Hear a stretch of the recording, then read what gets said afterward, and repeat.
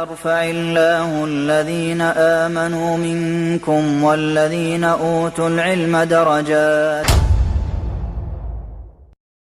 அன்புள்ள சகோதர சகோதரிகளே, நமது KECT அமைப்பு கடந்த 26 ஆண்டுகளுக்கு மேலாக நமது கீழக்கரையில் பல மார்க்க மற்றும் சமுதாய பணிகளை தொடர்ந்து செய்து வருகிறது. இந்த பணிகளை இன்னும் விரிவுபடுத்தும் வகையில் மஸ்ஜித் விரிவாக்க பணி தொடர்ந்து நடைபெற்று வருகிறது. இந்த பணி முழுமையடைய உங்களுடைய பொருளாதார உதவி தேவைப்படுகிறது. அல்லாஹுடைய தூதர் கூறினார்கள், மன் பனா லில்லாஹி மஸ்ஜிதன் பனல்லாஹு லஹு பைத்தன் ஃபில் ஜன்னah. யார் அல்லாஹ்வுக்காக ஒரு பள்ளிவாசலை கட்டுவாரோ அல்லாஹு தஆலா அவருக்காக சொர்க்கத்தில் ஒரு வீட்டை கட்டுகின்றான் என்று. அல்லாஹுடைய பள்ளி கட்டுமான பணிக்காக அதிகமாக பொருளாதாரத்தை செலவு செய்வோம். அஸ்ஸலாமு அலைக்கும் வரஹ்மத்துல்லாஹி வபரகாத்துஹு.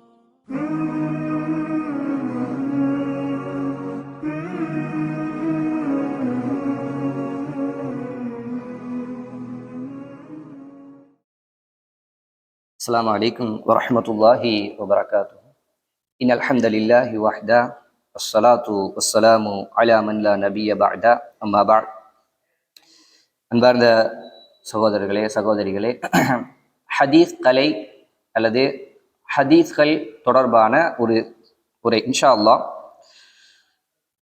இந்த மார்க்கத்தினுடைய 2 அடிப்படைகள் என்று அல்லாஹுடைய தூதர் குர்ஆன் ஹதீஸ் இந்த 2ஐயும் அடையாளப்படுத்தினார்கள். நம்மை பொறுத்த வரைக்கும் குர்ஆனை பற்றி ஓரளவிற்கு நம்மிடத்தில் அறிவு உண்டு. குர்ஆனில் 114 சூறாக்கள் உண்டு என்றும் அதில் 30 ஜுஸூக்கள் ஒன்று என்றும் அதில் ஓடப்படுகின்ற நம்முடைய சூரத்துல் ஃபாத்திஹா, அதல்லாத பின்பகுதியில் இருக்கக்கூடிய சிறு சிறு சூறாக்கள், அதை தாண்டி வெள்ளிக்கிழமை ஓதக்கூடிய சூறா என்றெல்லாம் ஓரளவிற்கு, அதை தாண்டி ரமதானுடைய மாதத்தில் குர்ஆன் ஓதுவது, மற்ற நாட்களில் நம்மால் என்ற அளவிற்கு குர்ஆன் ஓதுவது என்றெல்லாம் குர்ஆனோடு நம்முடைய தொடர்பு குர்ஆன் ஹதீஸ் நம்மிடத்தில் எதிர்பார்க்கக்கூடிய அளவிற்கு இல்லாவிட்டாலும் ஓரளவிற்கு குர்ஆனை எடுத்து படிப்பது, குர்ஆனோடு அந்த அளவிற்கு அது நம்மிடத்தில் குர்ஆனோடு தொடர்பு உண்டு. ஹதீஸோடு தொடர்பு நம்மில் எந்த அளவிற்கு என்று கேட்டால் அது கேள்விக்குறிதான். முழுமையாக நமக்கும் ஹதீஸுக்கும் இடையில் எந்த ஒரு தொடர்பும் இல்லை என்று சொல்லப்படக்கூடிய அளவிற்கு நாம் ஹதீஸ்களை விட்டு மிக தூரமாக இருக்கின்றோம். இப்ப இதால என்ன பாதிப்பு, என்ன பிரச்சனை?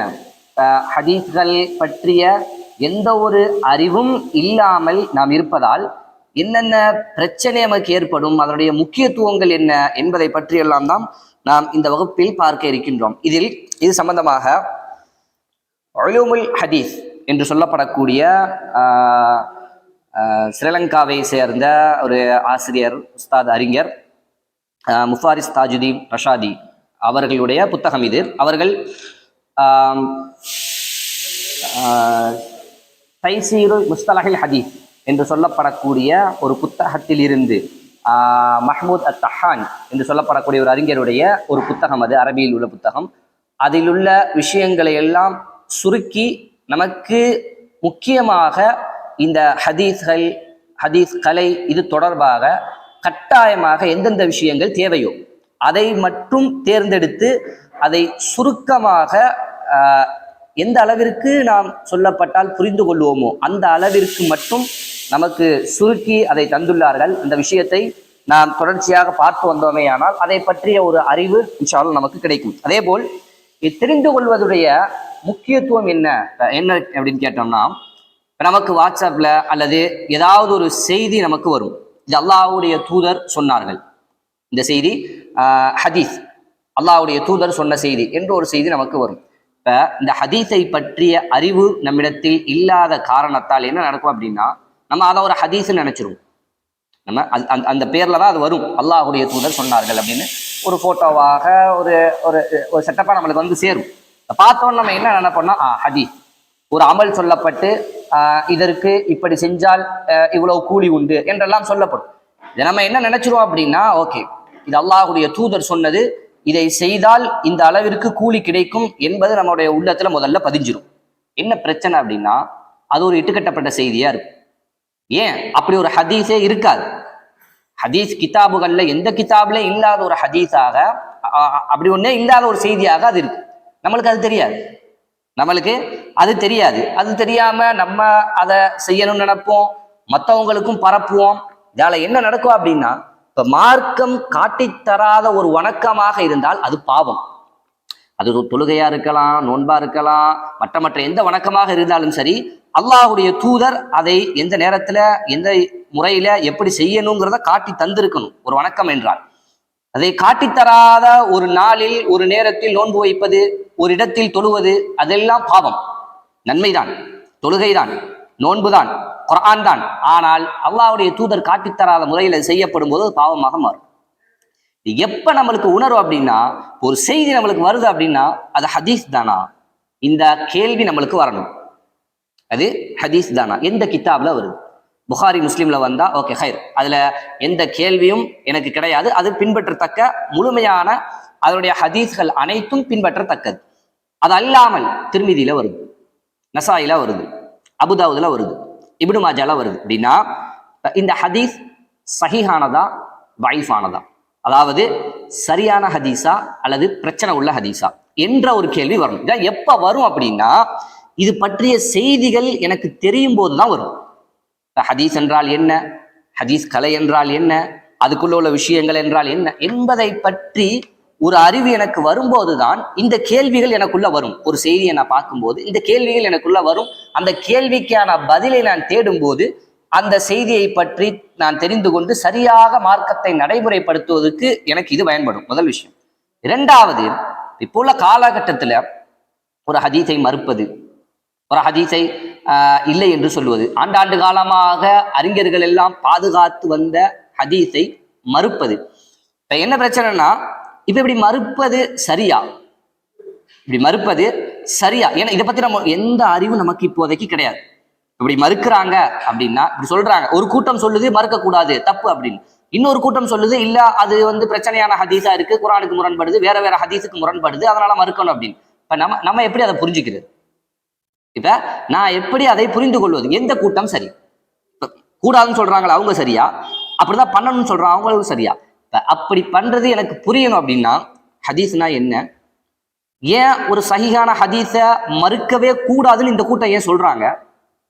சஹீஹான ஹதீஸ மறுக்கவே கூடாதுன்னு சொல்றாங்களே, அந்த அளவிற்கு அதுல என்ன இருக்கு? முதல்ல சஹீஹான ஹதீஸ்னா என்ன, அது ஏன் அந்த அளவுக்கு உயர்த்தப்படுது என்பதெல்லாம் தெரியணும். அப்படின்னா இதை பற்றிய ஒரு சின்ன கல்வி கட்டாயமா என்னிடத்துல வேண்டும். இந்த புத்தகம் பெரிய அளவுல இதை பற்றி ஆழமாக பேசின விஷயங்கள் எல்லாம் கிடையாது. இப்ப ஹதீஸ் கலையை பற்றி முழுக்க இத அரபி புக் நான் சொன்னேன், தைசீர் முஸ்தலஹல் ஹதீஸ், இது அரபியில கிட்டத்தட்ட 180க்கும் மேற்பட்ட பக்கங்களை கொண்ட ஒரு புக்கு.